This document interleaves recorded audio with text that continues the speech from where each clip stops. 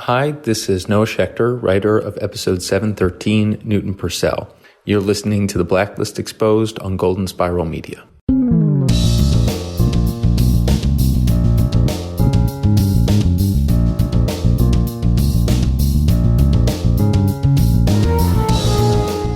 No one was harmed from the sound of this podcast, except for maybe Aaron.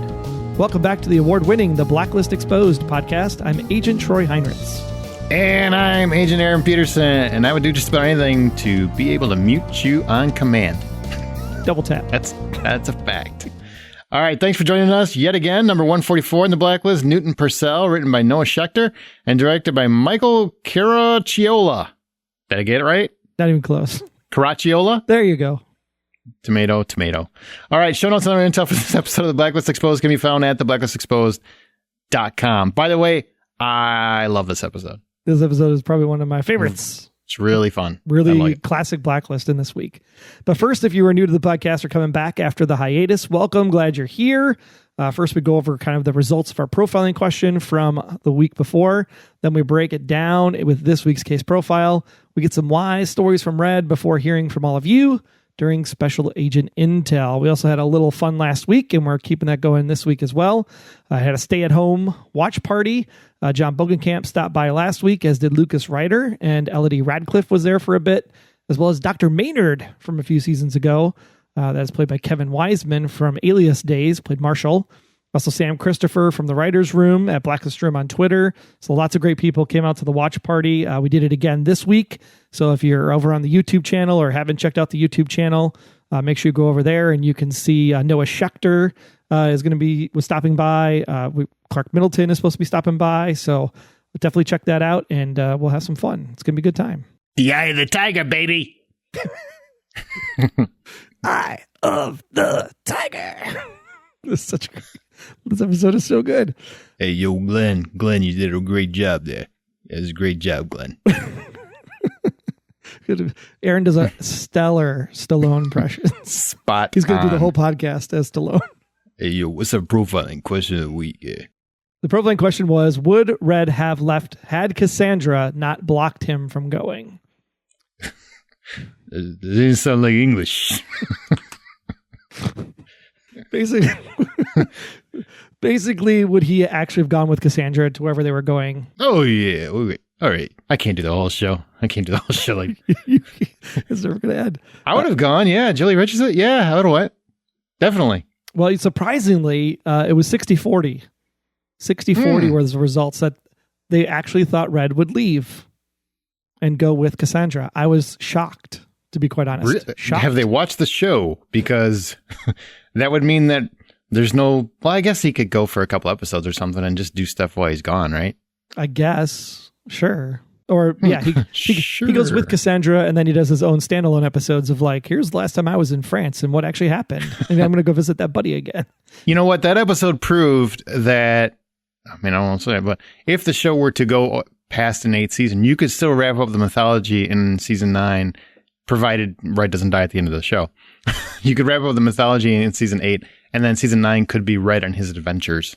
You know, I feel like that kind of is what we saw with that. Yeah, it was fun. It was good.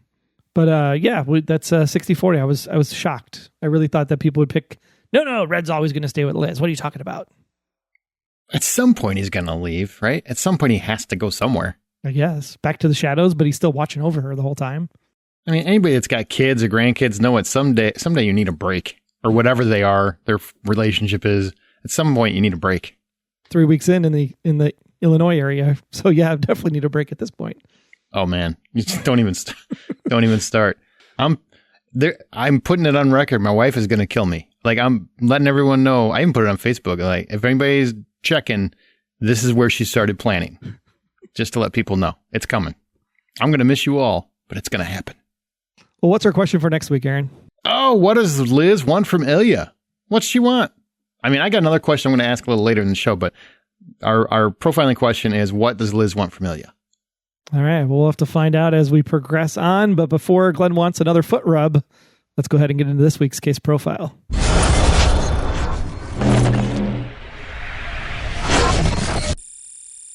By the way, I'm really concerned about the status of his feet. They looked rough.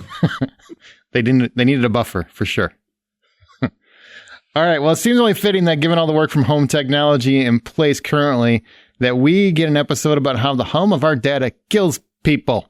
Or in this case, really pisses off one dude who takes it to a whole nother level. Newton Purcell is a simple man who likes walks in the parks and looking up at the stars with the love of his life. That is until he is driven frickin' nuts by sound pollution from a nearby server farm owned by Optimus Prime Data Center. Just kidding. It's just Optimus Data Center. When he moves away to escape the pollution, the company follows him.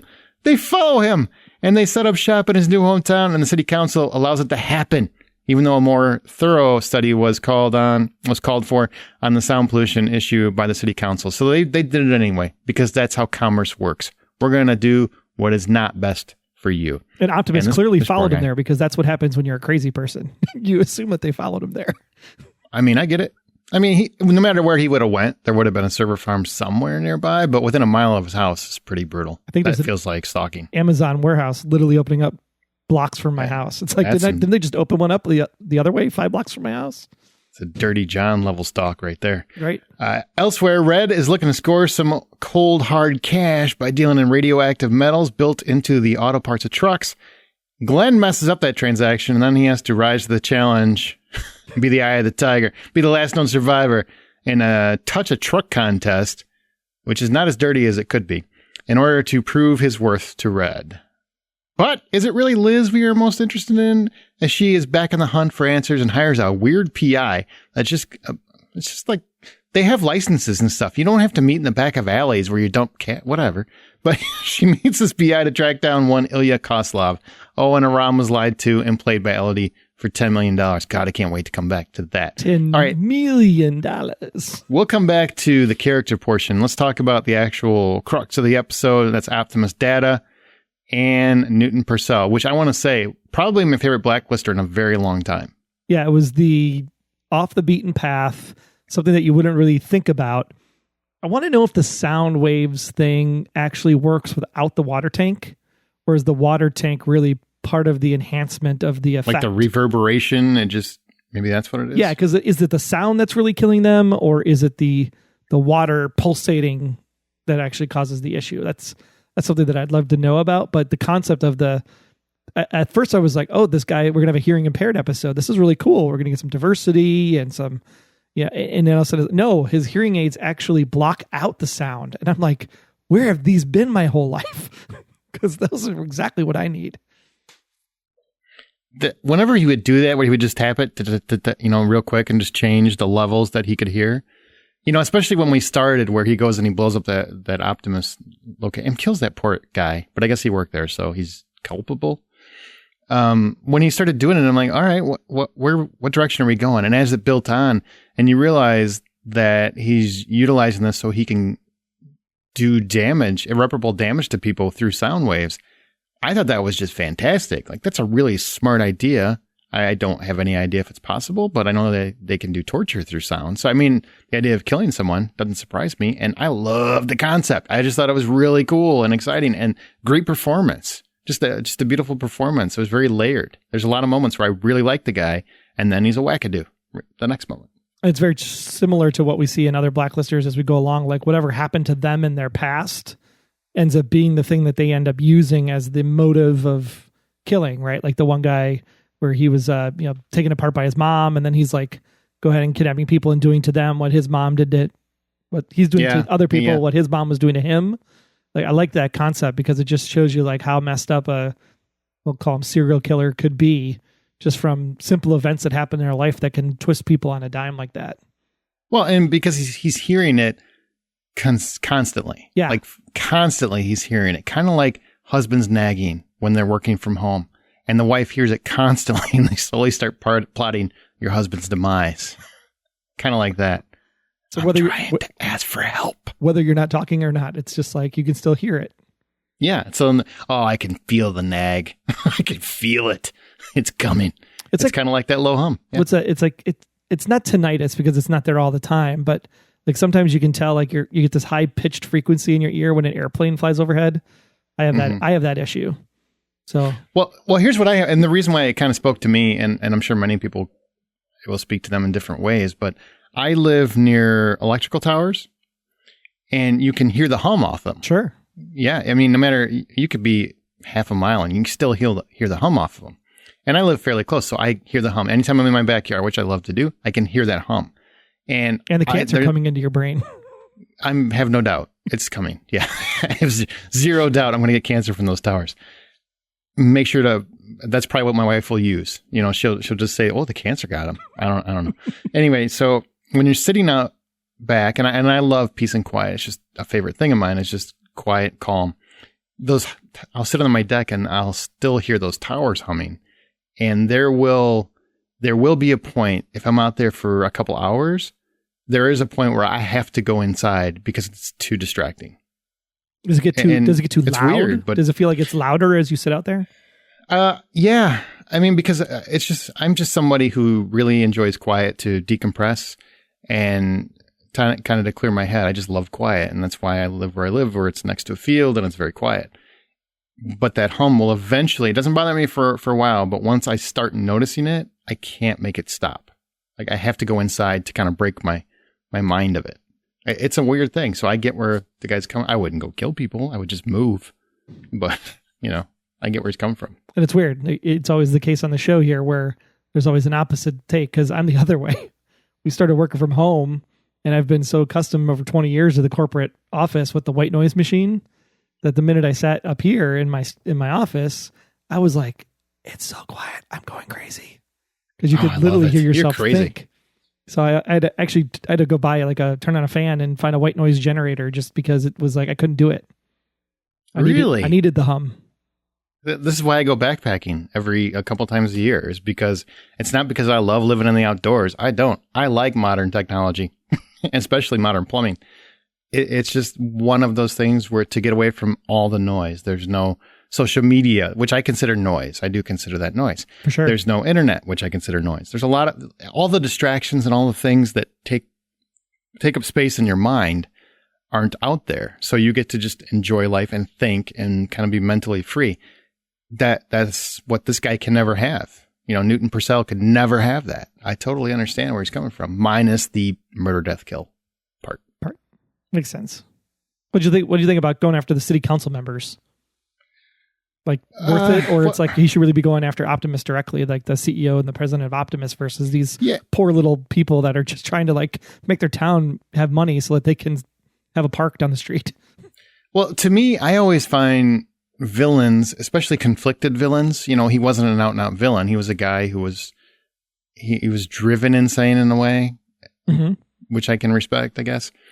Or I just find that to be a more layered villain than in the usual, I'm doing it for the money, or I'm doing it because I'm just always crazy. And when you have him going after people who weren't really bad, it makes it for you're more fearful for the people that he's hurting, because they didn't really do anything wrong necessarily. She thought she was, especially the last victim, she thought she was doing something to help the community, bring jobs to the community. She thought she was doing good. And he didn't see it that way because he's only thinking about himself at that point. To me, that's a more attractive villain. That's a more entertaining villain. It's definitely more enticing, I guess. I just root for the whole situation more in those kind of circumstances, because those are fun villains to me. Yeah, it was like Frederick Barnes from season 1, where he was testing on people in order to find the cure for his son. Like, you sympathize with the villain in a lot of ways because you totally get it. Not going to kill people, not going to have them take drugs that aren't approved or whatever. Maybe to these days, I don't know. But it's just really surprising when you sit down and think about the things people are willing to do in order to do what they feel is the thing that they have to do. Like, this is my cause or my purpose or my mission. And in this case for him, it was, I got to just get the hum to stop. And if that I totally get it. Like, if you're hearing that all the time, it would drive you nuts. It really would. And again, I would love to have the earpiece, just in general. If I could just, filter out the sound, that would be great. Just great. I could live my life happy. It's like when you go to a restaurant. I'd always have it on. I'd always have it on. I would always have it muted. Because you go to a restaurant and it's like, why does the band always got to be louder than the people you're trying to talk to at the table you're at? Oh, that's annoying, right? I just want to talk to the people at the table I'm at. I don't need to talk to the people across the way. Just my table. Tone it down just a little bit. And just think about how frustrating that is. I mean, when you can't clear your head for a portion of time, you start to get very frustrated, unnerved, angered almost, triggered. That's the word, right? Yep. So, I mean, you could see how if this guy could never get rid of it, like it all made sense. I thought it was a great script. It was a really good story. Well, it's like corporate environment, right? We all day out, it's meeting after meeting after meeting after meeting. And then it's like, holy crap, it's 2:00 and you stand up and you forgot what you were supposed to do because you just had this influx of information. It's like, that's the same thing. Your brain just cannot shut off that flow to stop and concentrate. So if you have that constant bombardment of sound, it's the same way. You can't stop and think and just, what did it sound like when I didn't have sound bombarding me all the time, or information in this case? Speaking of can't tune it out, how about one more of my running songs is on this episode? Last week it was Killing Strangers from Marilyn Manson, and this week, Eye of the Tiger. Eye of the Tiger. The best part about it, though, is that we had the tiger, baby. Eye of the Tiger. We had two versions of it, which I thought was really awesome. So the first was the original 1982 by Survivor that plays as Red gives an epic speech about Glenn and his motives to get the job done, even though he doesn't believe it. It's the only version, as far as I'm concerned. The second actually plays toward the end of the episode when Liz and Aram chat while Aram is at the funeral and finds the prenup. That version actually can be found on the 2020 album The Beautiful Wild by Jen Grant, and it's actually track number 12 called Green Grows the Lilac. So it's like a bonus track. Like you start playing track 12, you'll hear something that's not Eye of the Tiger, and then it's like a 3 or 5 second pause, and then the cover actually kicks in. So if you want, that's kind of cool. If you're looking for it, it's Jen Grant, The Beautiful Wild 2012. And it's track 12, Green Grows the Lilac. And you got to wait until the song's over for Eye of the Tiger to play. Yeah. Is that because she stole it or something? Or That's what I was thinking. I was like, I'm going to hide this here because I don't have the rights to actually have this. But hopefully someone looked into that. I think Survivor is probably free right now, so they're probably able to. They would know that was out there. Yeah, I would think so. So yeah, but we'll have that up. It's on Spotify. You can get it. So we'll have it up on the playlists, Spotify and Apple Music. Just go to theblacklistexposed.com to get those links and here's some great tunes. All right, let's go ahead and do this. Let's get into characters. Cooper and Wrestler don't really do a whole lot this week. It's more like just backseat driving. You agree? Yeah, Cooper's a little more, he's scolding around. Like, are you here or are you not here? What's going on, dude? Yeah, I couldn't believe it. Like, Ram, are you checking your phone in front of Cooper? Really? It's not that important, whatever it is, I promise you. And then Liz is like, Elodie's husband died. And Cooper's like, oh, shame. Just kind of kept on going with the meeting. Like, thanks for interrupting, Liz. We're kind of doing business here. Yeah. Wrestler didn't do a whole lot either. No, not this episode. I had to make room for Park to do stuff this week. Yeah. Okay. So let's get to Aram. So we learned that skydiving drops the sperm count. Very important, or too much information. I'm not sure where we are with that. But we start with him and Elodie jumping out of a plane. Obviously, once again, going to the thrill seekers. Extreme. Yep. We're going to take it to the extreme. Also, he wants kids, but he keeps dating women that don't. We find out from his conversation with Liz. So it's just kind of a, that's an interesting quandary. Does that mean he really doesn't want kids? Because he keeps dating women that are complicated about it. What do you think before we move on? Well, and I think this is the hard part to know. Like, is Elodie wanting kids or not wanting kids? I don't know if we can make that assessment. She said she wanted them, but her husband, chose not to or can't. Can't. Now. Right. And now he's dead. So does she want kids or not? I guess that's the open question, because really it was all about the lie. The lie was the most important thing. And this is where you and I have a disagreement, I believe. I don't know if it's a disagreement. I just... You're reading more into the story than is visible, and I can buy what you're saying, but it wasn't actually in the show. So you are suggesting motive and behavior. Oh, I'm suggesting. Yeah, I'm flat out saying, like, I would go on court and say, yeah, she killed him.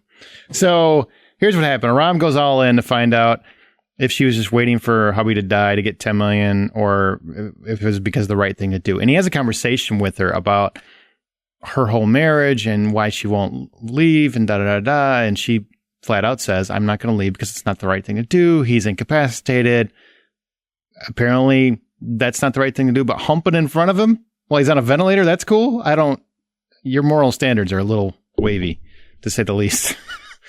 And she says that, Aram implies that you must have had a prenup. And she's like, no, there's no prenup. It's just the right thing to do, which is a flat out lie. We find out later at the end of the episode after he passes away. And what I told Troy was 2 minutes into the episode, I'm like, she's going to kill him. He's going to be murdered. Like, she's going to kill him. And hopefully Aram won't be. Because I told you this, I think it was last episode. What I really don't want is for him to be implicated in something. Right. Because of some plan for her to kill her husband. Totally 100% believe that was always the plan. She was going to kill her husband. And she's going to use Aram to kind of skate out of it if she gets caught up in it. And that's where I see things going. I mean, once he found the prenup, found out she lied. What else would she lie about? That's a good question. I said no because when they were in the hospital, if she tried to kill him, he was still alive. So they went to the hospital. So they're trying to save his life. And it was the hemorrhage, the brain hemorrhage that actually was an hemorrhage? Aneurysm. Yeah, the brain aneurysm that actually ended up knocking him off. So it's not like she was behind the aneurysm. So she didn't kill him. And it seemed like she still cared about him. I disagree. I'm saying I think she killed him. We just don't know that yet. I think this is more about the lying than it is about the offing the husband. Oh, definitely. But if he doesn't get off, there's really no, she'd be stuck there for a long time. Or I'm sure doing her duty. Whatever. Well, I just don't buy it. I guess it went kind of fast initially because they focused more on if she outlives, she gets the $10 million. But in most prenups, they should have an infidelity clause also. So how does they showed the wording that wasn't there. I didn't see infidelity anywhere. Yeah, I didn't see it. That's what I was looking for. I was like, where's the infidelity clause? That's the first thing I'm looking for. And I didn't see it, but I will say this, okay? And just hear me out. What is Elodie's number one characteristic? Risk taker. What's the riskiest thing you could ever try to do? Get away with murder. Dun, dun, dun. I rest my case. That'll be the question. Dun, dun, dun. Did she or did she not kill him? Yeah. I'm curious. You guys throw it in the old Facebook and the Twitters or Reddits or whatever. I want to know what you think. Like, do you think Elodie killed the hubby? Dun, dun, dun. All right. We'll have to wait and see. Okay. Maybe that's a future storyline. How do you like where Aram is right now? I think this actually gives Aram's character purpose finally, because now it's should I stay with her? Should I not stay with her? If she did kill her husband, then the question is like, was I complicit in that? Like, do I have to get out of this somehow? So it gives some story direction finally for Aram. So I like where this landed, for lack of a better term. Part of me was skydiving. I get it. Part of me was actually wondering while Red was on the phone in front of the park if they were going to skydive in and land right behind Red. That's what I thought was going to happen initially. That would have been awesome. That would have been great. Oh, that would have made this episode better. But yeah, no, I think that this actually gives Aram's character purpose again. I think it was kind of meandering the last couple of. There's a lot of people that don't love this relationship for sure. Yeah. So. We'll see where it goes. I think I know where it's going. I'm telling you, she killed him. I'm telling you. And then what happens when he becomes complicit? You're going to be like, oh, I said I didn't want that. Yeah, that's exactly what I will say. So I'm hoping that now if he gets to the bottom of it and he's the one that figures it out, I think that could be a cool twist. Like she thought she could get away with it because he's an agent and she's manipulated him. All right. So he's the one that's responsible for turning her in to actually, you don't earn that $10 million because you basically did husband-wife fraud. I just don't want him. I was worried it was going to be some, should we kill him? Should we not? And then she went ahead and killed him without telling him. And then he feels like he's trapped. I was worried that was where we were going. Right. And it doesn't look like it, but I still think she totally killed him. Dembe won't touch Glenn's feet. Don't blame him. Did you see him? Wouldn't touch me either. Just not doing it. They're worse than that lawyer on the night of, if you ever saw that show. Ooh. Those feet are bad. Did you ever see that show? I know exactly what you're talking about. Wrapped them up in saran wrap? Yes. Okay, that's not nice. They weren't that bad, but I'm just saying they looked rough. Looked like they've had better days, Glenn. But Dembe said he would be happy to call Glenn's mom, to which Red said, oh, no. Anytime Glenn's mom comes up, I laugh out loud. I don't know why, but it's like, oh my gosh. I feel like if we do anything. I don't even care at this point who Red is or how it's related to Liz. I just want to meet Glenn's mom in person once on the show. It's kind of like, who is it on Big Bang Theory? Howard's mom? Howard's mom, yeah. Where you never see her? Yep. It's exactly that. Okay, now, bum, bum, bum, bum. Let's go to Glenn. This is the tiger. Glenn screwed up royally in getting a truck delivered, which contained $12 million worth of MacGuffins to the wrong place. So to make things right, he puts on his best tracksuit, and I say that with a wink, and saddles up for a long ride attached to the bumper to win the truck back. And he's a little obsessed with Rocky. Yo. Yeah, and I thought it was funny that they had the location was Houston to Pennsylvania. That was fun. Mm-hmm. So, I thought Clark was great in this episode, to be quite honest. He was great. Yeah, he was great. Full on committed to the Glenn character, from the eating food in the opening when he's talking to Red on the phone to the whole googly eyes he was giving the preacher man. He's like staring him down. It's like all those short, quick cuts during Red's speech. I'm going to do this for you, baby. Love it. Every minute of Clark this week is amazing. So just, I'm glad that this episode was great because it had really cool Blacklister that fit the Blacklister mold. Granted, it wasn't connected into Red and the mythology in any way, shape, or form, unless there was server data that maybe he was working with Optimus at some point in time in his career. You had the Ilya stuff at the end. Which wasn't part of the Blacklister, though. That's like Liz doing her own thing. But you had Blacklister that was good. You had mythology. You had funny. And I think when you can have a little bit of lightheartedness inside of a dark, twisted story tale and kind of balance that out in the episode, you get a really great episode. And this was a really great episode. Absolutely agree. And the whole winning the truck, I mean, we've seen that in TV shows before, and I've always thought, like, where do you get these things? 'Cause I've always wanted to do that. I think it's great. And then there's always a couple people that get kicked out of it, and it's usually dumb ways. But here, I thought it was pretty funny. Like, one guy's trying to take a selfie, takes his hand off it. And one lady claps. And she's like, oh. Yeah, it's like the cop. The cop was the picture, and then the other lady was clapping because somebody else was. Because she handed him the phone, right? She actually, like the girlfriend handed him the phone. Yeah. And then he grabbed the phone from her, and she's like, oh, that's my bad. But then you had the two ladies where one got outed, slapped, and then she clapped. The lady behind her's like, "Hey!" And she's like, "Oh, I'm out." I thought those were really clever. The one guy just falls asleep, headbutts the car. Those were pretty funny. So it was a good time, and it was good to see Clark Middleton get to have some fun. And I really enjoyed the whole Red coming back around because he's always yelling at him. I mean, I feel like they just have the most abusive relationship ever. Whereas basically dad just tells me I'm never going to mount anything, and here I am. And so I'm trying to prove my worth. And by the end of the episode, he speaks highly of him to his companion, even though they don't believe it, nor does Red.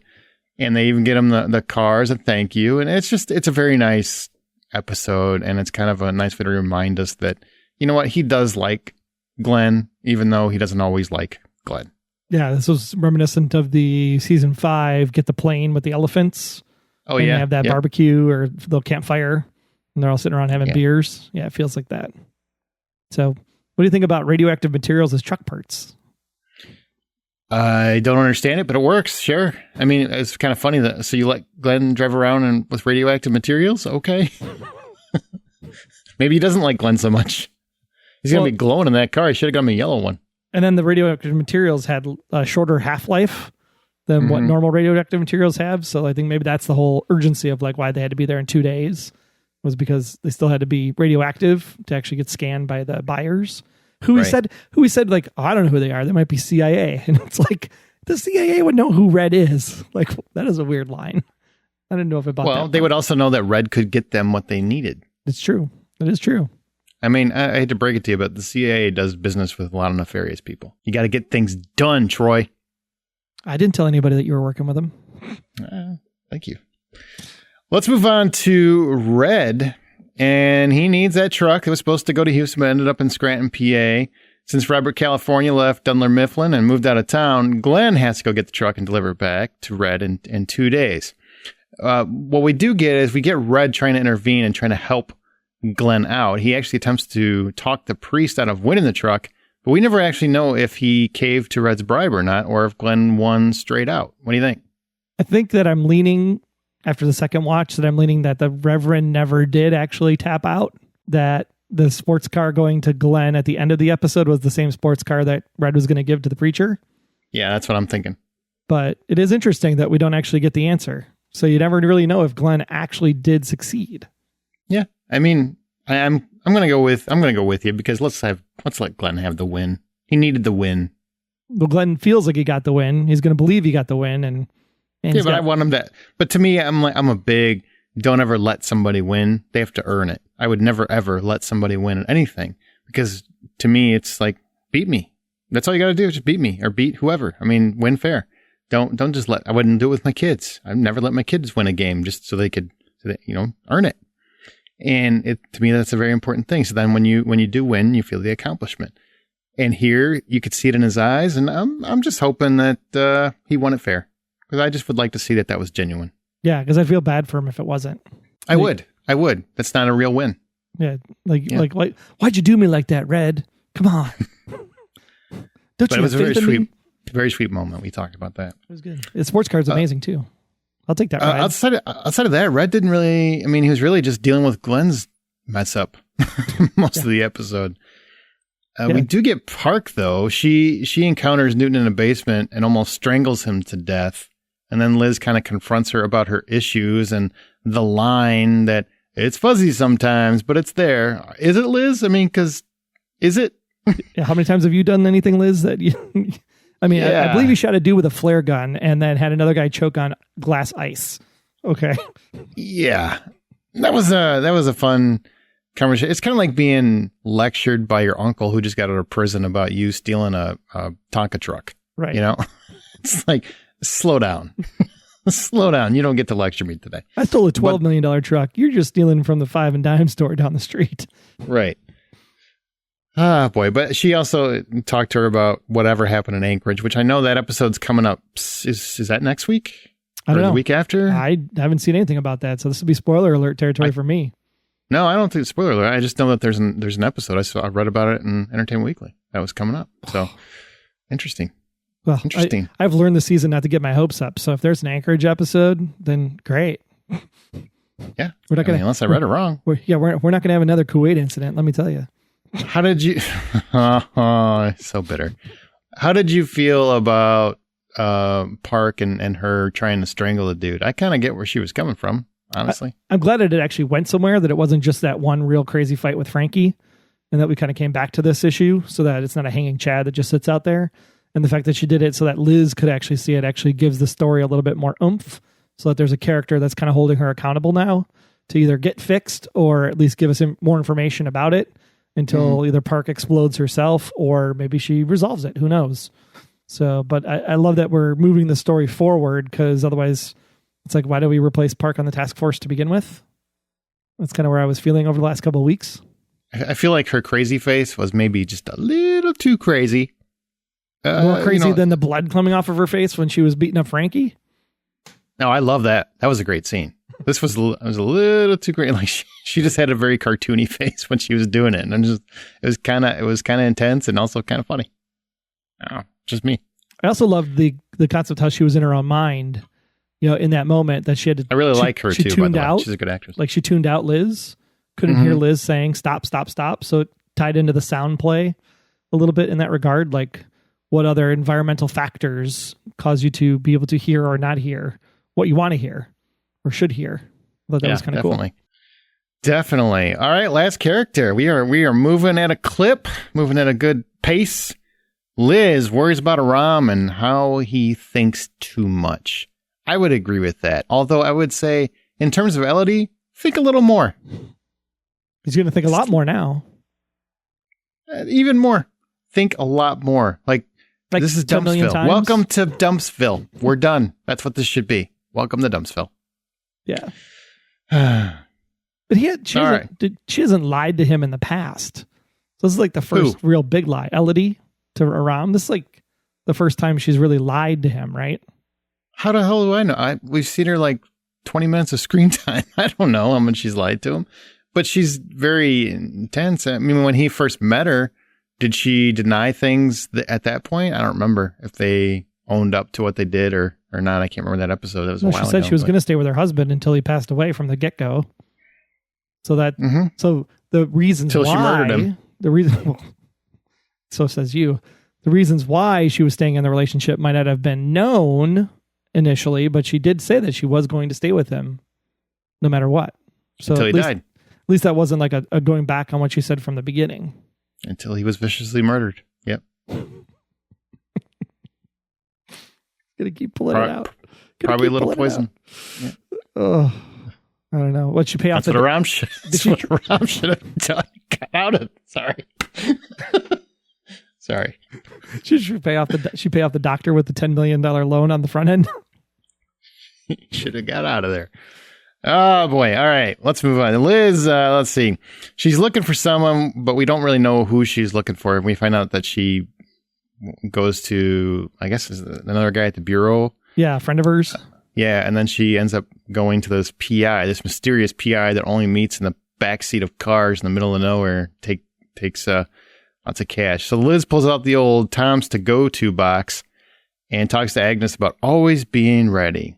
And thankfully, we didn't have any Tom flashbacks. Yay! Yay! Because if you've been a long time listener, you know I'm not a Tom fan. We should preface that we like Tom Bond. We just don't like Tom Liz. We should preface that Troy likes Tom Bond. I just don't like Tom. That's just the me thing. I'm not going to... You don't have to come down that hole with me. I'm glad he's on New Amsterdam. And I'm glad that show's doing well. So there's not that mysterious... He made it! All right. So are you excited for the future of what's coming? Because they deliberately showed, as she pulled the box out of the cubby, the scar matching up to the insignia on top of the box. That was like where they hovered on her questions. Scar? Yeah. Yeah. But they finally bringing that hanging Chad back. You think that's going to go somewhere? I don't know. I mean, probably won't be going anywhere this season, especially because it was cut short. But yeah, I think it'll lead somewhere. There's a connection for sure. We just don't know what it is. What do you think? You've always got a thought. Tom was originally placed there by Red. Red talked to the Major. It was the Major? And the Major also was in charge of Gina Xanatakos, who also had a to-go box with the same logo. So maybe this is the start of uncovering who the real Raymond Reddington is. Maybe this symbol is like part of his gang, sect, whatever you want to call it. It's like his Assassin's Creed? Yeah, maybe. His house, kind of cool. His house sigil. There you go. Make it a wolf, because they live through anything. Yeah. Let's see. We find out Liz is looking for Ilya Koslov. Dun, dun, dun. Most likely to get an answer of who is Red. Not where is my mom? Because her mom said, I'll reach out to you when I'm ready, right? When she was walking away. That's what she said. So we'll see more with that later. Here's what I want to say before we close and move on to the next one. Not close. We've got a lot of episodes left. We just want to move on. The finale has been dated as May 15th. It will be episode 719. So it's about 3 episodes. Potentially. That's what I read. Yeah. That was confirmed in TV Line. So that's what I said. If you count the weeks between now and then, you have to make assumption. Episode 719. In TV Line? 5:15. Yes, did? That's what it said. Oh, I didn't see that part. I just saw the date, May 15th. No, it said 7.19 for May 15th. Ah, nice. Nice. That means they're going to finish it with 4 days of shooting under their belt. Well, maybe that's optimism. I don't know. I'm just telling you what I saw on TV Line. I'm excited to see what they come up with then with only 4 days of shooting under their belt. You know what? They can finish it. They can finish it. That's up to them. I hope they do. So I would say now you guys can plan your finale parties. You know when it's going to come. That's May 15th, which is about the same time they end every year. I just figured there aren't any 2-hour episodes this year now, obviously, because they had to cut filming short. And the finale won't be the same episode we probably would have gotten. But, I mean, keep in mind, cast and crew, it's better to keep them safe. So we can wait till next year for whatever comes up. And it's 3 episodes. Like, you guys complain that there's still the filler stuff. So now we're just getting rid of the filler. And there's nothing wrong with this. Like the people that were complaining like, oh, we just came back from the hiatus and blah, blah, blah. Do you realize when May 15th is? It's still like 6-7 weeks away. I don't think people were saying that they didn't get their proper finale. And I say it's for the safety of people. So I guess if you want to argue against people's safety, have fun. I'm going to say that the finale that you earn is the finale that you're going to get, whether it was 19 episodes or 22 episodes. You don't know how the show's running, right?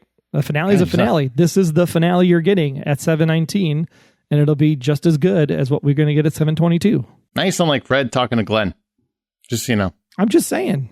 I'm just letting you know. All right, easy, Red. I'm just excited. Hey, you could have gotten 7:18. I had the tiger, baby. I had the tiger. You could have gotten 7:18 and been done a week earlier. So be thankful you're getting one more. That's what we should be focusing on. Not that it's not the finale that I wanted. Why are you still talking? Troy gonna Troy. All right, now let's go to our Patreon. I want to take a second to say thank you to those of you that are supporting the show by going to Patreon. That's Patreon, patreon.com/theblacklistgsm. Special big thanks to our honorary blacklisters, Patricia. Also special shout out to our task force members, Lacey, Marilyn, Judy, and Sharon. All those people receive cool gifts from us, and you can get a cool gift as well for donating at the $20 level or higher. Plus, if just 10 people pull the trigger at the $20 level, we will reach our goal of doing the podcast live for you to watch us bicker and fight in Dolby Vision. It's almost better than HDR. It is. And you've seen us do some of that video stuff as we do the watch parties each week. So remember to check out the YouTube channel and catch up on the watch parties last week and this week. And if $20 is too steep at this time, we totally get it. We got a $2 level. Just give Aaron $1, give me $1. It's all good. And then you just you'll get access to all the fun behind the scenes stuff that we've done and all the early access to interviews that we'll do in the future. So just make sure you head on over to Patreon. That's patreon.com/theblacklistgsm. Fill the fedora, click the $sign in your podcast app, or hit the link right there on the website and throw us a few bucks, and we'll keep doing more fun stuff for you as the money rolls in. Well, with that, we'll be back with Red's Rhetoric right after this. What if you could live your life without limits, where every desire you ever imagined could be fulfilled? Experience Westworld, a show where every human's dark side will be revealed. After watching each episode, listen to Beyond Westworld, a podcast featuring humans and hosts from around the park, diving deep into HBO's illustrative narrative. Every hero has a code, and so do you. Download your itinerary and the show at beyondwestworldpodcast.com or your podcast app of choice. Hey, this is Amir. I play Aram on The Blacklist, and you are listening to The Blacklist Exposed. Welcome to Red's Rhetoric, that part of the show where we feature 2 of Red's scenes from the show this week, and you get to vote which is your favorite on our website at theblacklistexposed.com. Just look for the post for Newton Purcell. Our first clip this week comes when Red gives his dissertation on Glenn's character. You said you could get this done. And it's getting done. Clearly it's not. You've already moved the timeline once. You're asking to move it again. Don't get your vicuña in a bunch. Take a breath. You came to me because you had no viable way to get your product into the country.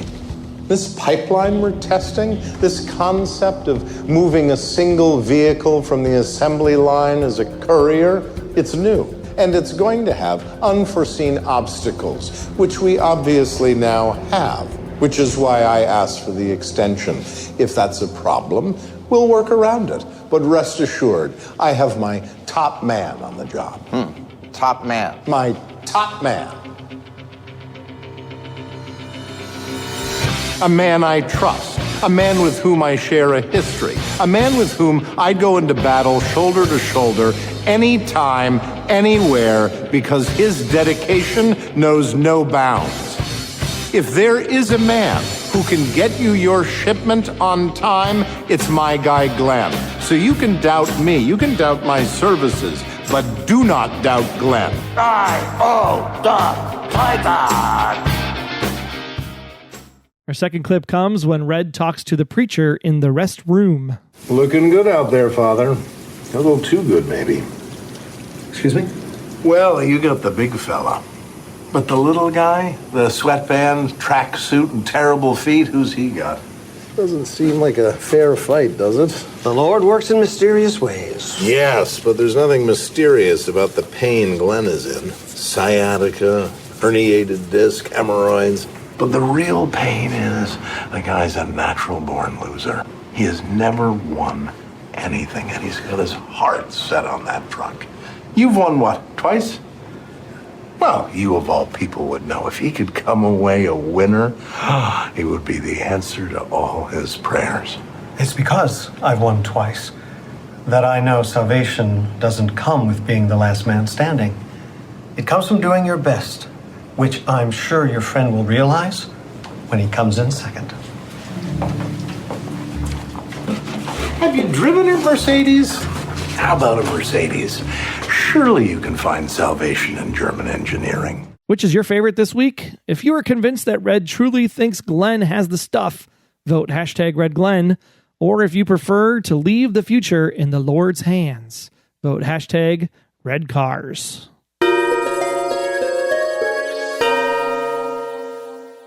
Well, look what leaving it in the Lord's hands has done to us so far. I'm home. Okay, Brendan Payne. As I watched episode 11, this is from our Special Agent Intel. As I watched episode 11, I suddenly realized they had been talking about Judith Leyster. I'm a retired art teacher. I taught about this almost forgotten artist for 20 years as part of my self-portrait unit that included Frida Kahlo, Kathy Holowitz, and Albrecht Dürer. I didn't say any of those names right. You're welcome. Albrecht Dürer.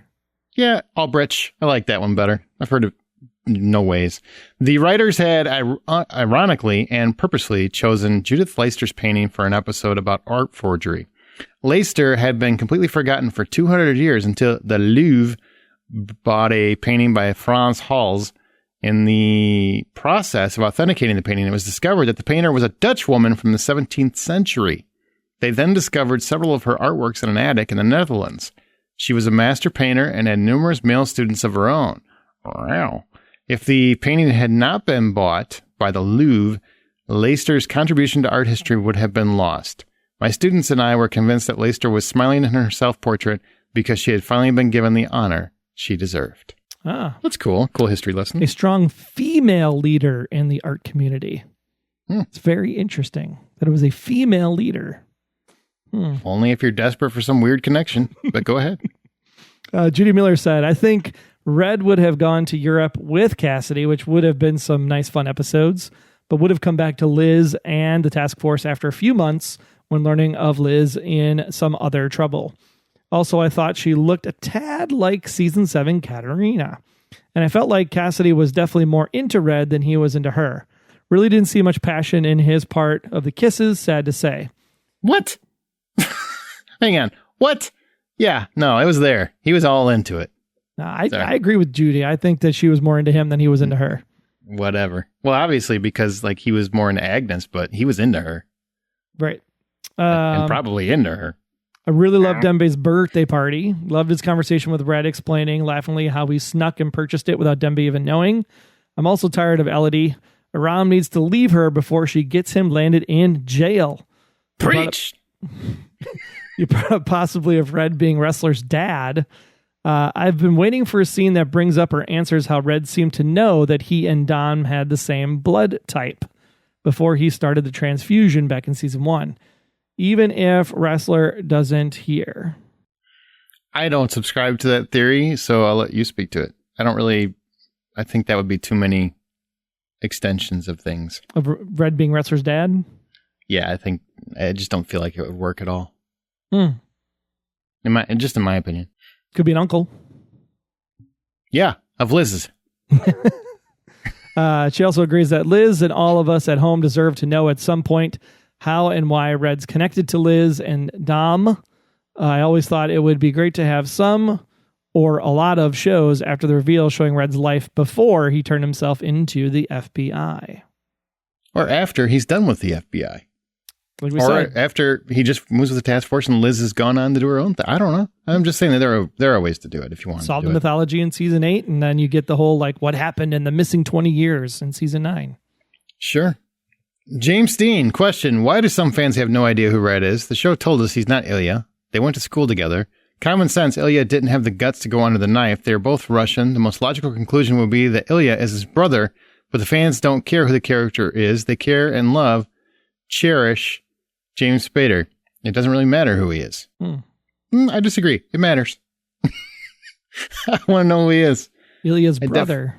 That would work, like two brothers that lived right next door. They grew up with Katerina. Sure, I could see it. And that would still be familiar to me because it would still be like a godchild. What if they were all adopted by Dom at one point?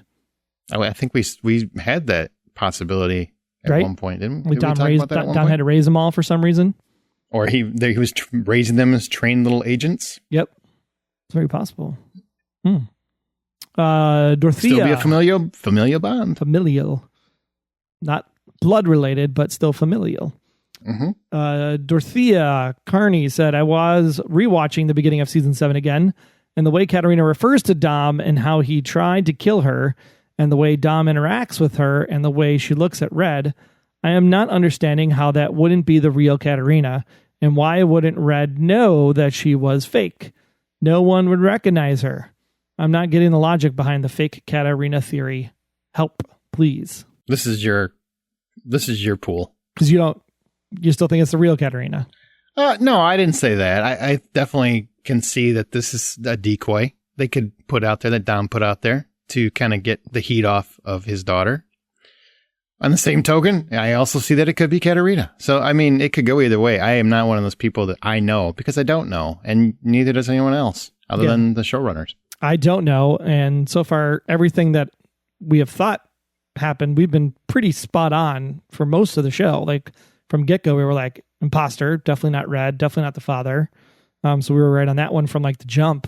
So I think that the way the show is written, there's a lot in the writing that can lead you to a conclusion. Now, granted, you can also get sucked into believing that conclusion wholeheartedly and not see anything else. So that you do have some blinders on from that perspective.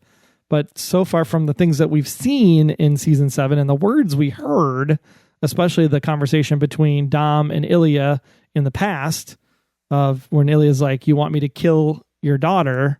And Dom replies with, I just want you to hear my plan. I think the writing in there is very specific for a reason. So that's why I'm still saying fake arena for the win. Which is funny, because if you go back and listen to the mid-season finale, he was saying Katerina, most likely. But, yay, time and all that jive. I will tell you this. Got lots of it, so, I mean. Either way, it can go either way. It really could go either way. I think it's a great story. Yeah, I mean, she could be playing Masha, or she could be, or Liz, or she could very well be Katerina. I mean, it really could go either way. Yeah. I personally just want her to be Katerina so we can stop that angle and move forward. But until you hear Red and Dom really kind of speak to it and somebody speaks to it to Liz, I don't know. It's just hard to cement it. And I get why fans would still be back and forth because there's a reasonable reason to be back and forth. The show's written that way. I mean, they all talk and everything is lexical vague. ambiguity. Thank you. That's the word I'm looking for. Yep. That's good. Words I'm looking for. Words. Ellen Purdy, last one. I enjoyed the podcast, Aaron and Troy, even if I don't have very good things to say about the show right now. Ooh, I was terribly disappointed. Well, thanks for giving me this one, jackass. I was terribly disappointed in the first episode. Hey, we're supposed to represent the fans. That's all I'm saying. Represent the absolutely. fans. Hey, I get it. After such a long break and an announcement there would be 2 episodes broadcast when they finally came back, and then they aren't even mythology episodes, ? What happened to the powerful 2-parter episodes that they used to come back with after a long break? The second episode was a very good standalone episode, but once again, there was only a hint of mythology. I think it's time for me to take a break from all the theorizing for a while. I'm way past tired of waiting for definitive answers about who Red is to Liz. It's not fun anymore. It's just frustrating. At this point, I just want the answers, and I don't care if it means it's the end of the show. I wish I could just sit back and enjoy the show like many of you do, but unfortunately the mythology is all I ever watched the show for. I really don't care about the weekly cases, never did. So for me, the show has become far more frustrating than enjoyable. Oh well, I'll be back when they air another awesome mythology episode. Love you guys. Ellen Purdy. I think this is the thing we've always talked about, Aaron. When mythology shows happen and they stay too long past their mythology points, yeah, you get this exact situation, right? And I've told you, and I think I responded to Ellen. I think I have just stopped. I mean, I theorize for the show for this podcast, but when I'm watching it, I'm just watching it to enjoy the show for what it was. I just go in every episode expecting to not get an answer because I know you probably won't get one, especially a definitive one. And I do get the frustration, though. Lexical ambiguity, I always have trouble with those two words, gets long in the tooth when you have people that are constantly speaking that way, speaking around things when that's not how people talk. Sure, it's how they're talking in the show because that's, you can say they're spies or that's how they were trained or whatever. But at some point, as a viewer, you just know that people aren't going to talk like that. So either solve the problem or stop bringing the problem up is kind of what I think Ellen is saying. Yeah, and I think that if you want to keep the lexical ambiguity mythology stuff going, then you got to focus wholeheartedly on the mythology. Like that problem of we're having right now, where we're having like great episode. This is an awesome episode. Even the Golden Caskets was an awesome episode. The Art Forger, maybe not so much. But the challenge you have now is that there are people that do like the standalone Case of the Week, cool Blacklister type episodes. But when you have a mythology based show, you throw these things in and it grinds the mythology to a halt. You lose half the audience because there are people that literally started from day one going, I am only watching this to find out who Red is in relation to Liz. And majority of those people left when they were like, well, I'm pretty sure he's the father. And when he wasn't the father, then half the people left at that point too. So yeah, I totally get where Ellen's coming from. At the same time, it's still a fun show, so I think that's the thing. It's like, you have to just set your expectations appropriately each week. Don't think it's Kuwait going in and you get the Kuwait that we got, and the Kuwait we got was fine. I like the Kuwait we got because I didn't have all that backstory in my head that you have. Exactly. So yeah, I mean, this week I loved it. This is the Blacklist that I came to sign up for every single week. I love this episode this week. Yeah, I love it. Classic traditional Blacklist. This was awesome. And I really like last week's too. Yeah, last week's was great. First one was, I get what you're saying. Yeah. But you're right, light on mythology. This one had one little tidbit of mythology at the very end. I mean, you could have been like, yeah, she's probably looking for her mom. Yeah, she's probably looking for somebody related. And then you're like, then you get the confirmation at the end that it is Ilya that she's looking for. And you're like, but why did she get, I suppose they don't have a copy of Frank's current picture, right? That's why he keeps handing over Gabriel Mann. It's like, why are you looking for Gabriel Mann? You don't look like that anymore. Yeah. If the PI can find Frank with Gabriel Mann's picture, then that's a great PI. That's still a weird scene to me. I'm just like, I'm not going to give you a bag of money, throw it in the back seat. I don't even know you. Don't call me. I'll find you. Oh, well, obviously, because you're taking money in the back of my car. You don't even want me to look at your face. This is weird. Yeah, she put tape on her mirror. Just like you put tape on your FaceTime camera. Right. Put the mirror down. Don't look at me. Oh, I think it's going to do it, man. I love this episode. It was fun to see Glenn having so much fun. Red being kind of genuine and kind to him at the end. There's some cool fight scenes. Great Blacklister. Overall, great episode. Yeah, I laughed out loud a few times, and I'm really excited to see where the Ilya stuff is going to go, because that gives me hope for mythology still coming yet this season. And I just sit back and enjoy the ride, because we're going to get one extra one, apparently, from what we were originally thinking. So be happy. Stop with the what you were thinking. I wasn't thinking anything. I had no number in my head. I was reserved to 718 from the get-go. Like the minute the shutdown happened, I was like, there's no way they're finishing that 719 episode. I'm just telling you what TV Line said. I could be wrong. I mean, maybe I read it wrong, but I'm positive that's what it said. Pretty positive. Now you're making me second guess myself. I got turned on my hearing aid. If you count the weeks from this week to the 15th, if they air one a week, it would be 719. There's still a possibility that 718 is going to air and they take a week off for Good Friday or something along the way. Maybe they made an assumption. I don't know. Maybe. They could have. All right. Well, that concludes this episode. We're done. Bye.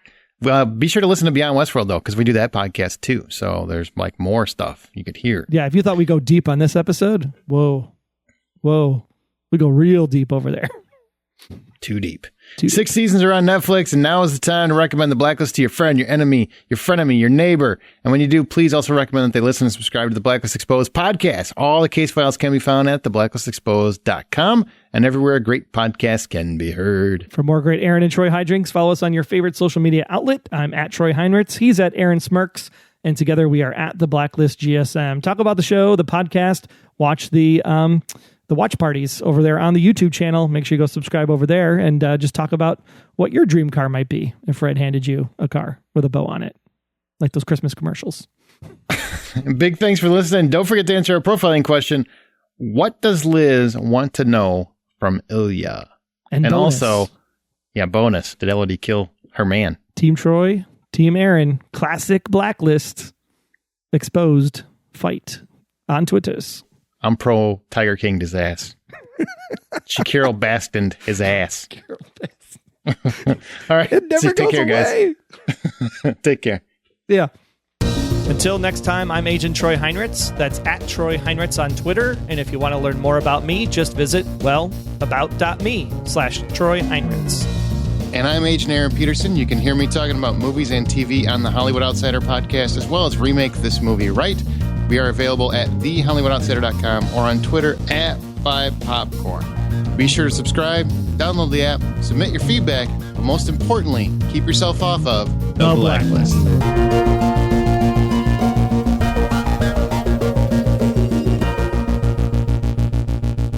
The Blacklist Exposed is a Golden Spiral Media production. Find more of our great podcasts at goldenspiralmedia.com/podcasts. Hey, yo, what's our profiling question of the week? Hey, it was... yo, what do we got? Yeah. Would Red have left Cassandra? Would Red have left with Cassandra? Would Red... You know what the question, Troy, is? Because it feels like you don't know what you're talking about right now. You know what I mean?